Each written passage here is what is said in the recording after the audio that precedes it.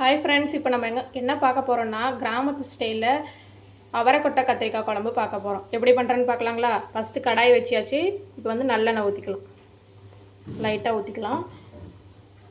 நல்லெண்ணெய் சூடானதுக்கப்புறம் சின்ன வெங்காயம் 10 சின்ன வெங்காயம்,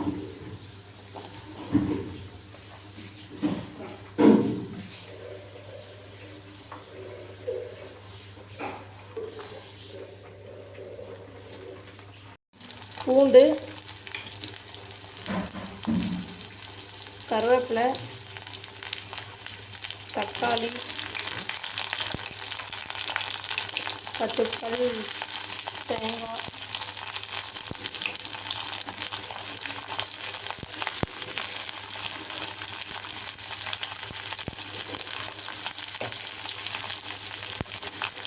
சோம்பு,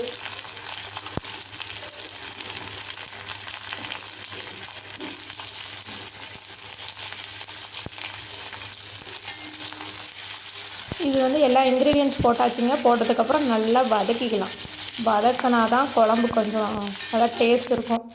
வெங்காயமும் தக்காளியும் நல்லா வதக்கிட்டு பாருங்கள். வதக்கினதுக்கப்புறம் ஆஃப் பண்ணிக்கலாம். கேஸ் ஆஃப் பண்ணிவிட்டு இப்போ நம்ம என்ன சேர்க்க போகிறோன்னா கொத்தமல்லி தூளும் மிளகாய் தூளும். எதுக்காக நம்ம ஆஃப் பண்ணிவிட்டு போடுறோன்னா கருகாமல் இருக்கிறதுக்காக போடுறோம். அப்போ தான் கொஞ்சம் நல்லாயிருக்கும். இப்போ வந்து கொத்தமல்லி தூள் வந்து 2 ஸ்பூன் சேர்த்துக்கலாம்.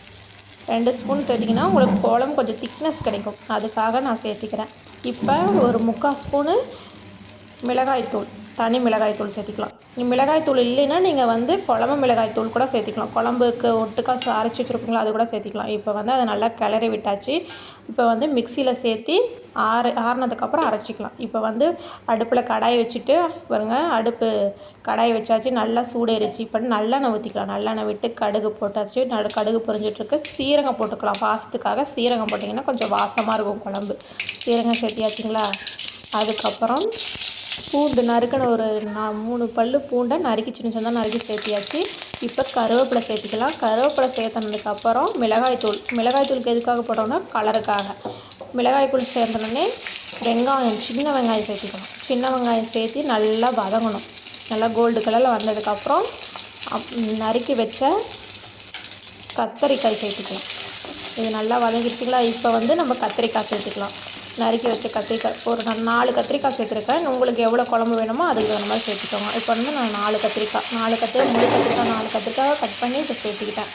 இதையும் நல்லா கிளறி விட்டுக்கலாம். எண்ணெயில் சுருளை வணங்க விட்டுடலாம். வணங்கினதுக்கப்புறம் நம்ம அரைச்சி வச்சுருப்பீங்களா பேஸ்ட்டு, அதை சேர்த்திக்கலாம். அதுக்கு முன்னாடி கொஞ்சம் உப்பு சேர்த்திட்டு அரைச்சி வச்ச பேஸ்ட்டை சேர்த்திட்டு இப்போ நம்ம மிக்ஸி கழுவி அந்த ஜாரில் இருக்கிற தண்ணியும் சேர்த்திக்கலாம். நல்லா இதை கொதிக்க விடலாம்.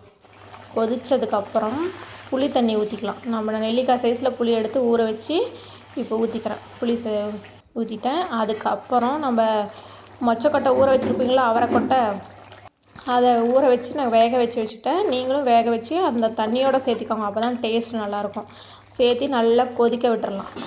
குழம்பு கொதிச்சிருச்சு. இப்போ குழம்பு எவ்வளோ திக்னஸாக இருக்குது பாருங்கள், கலர்ஃபுல்லாக. இப்போ கருவேப்பிலை சேர்த்திக்கலாம். சேர்த்திட்டு அடுப்பு ஆஃப் பண்ணிக்கலாம்.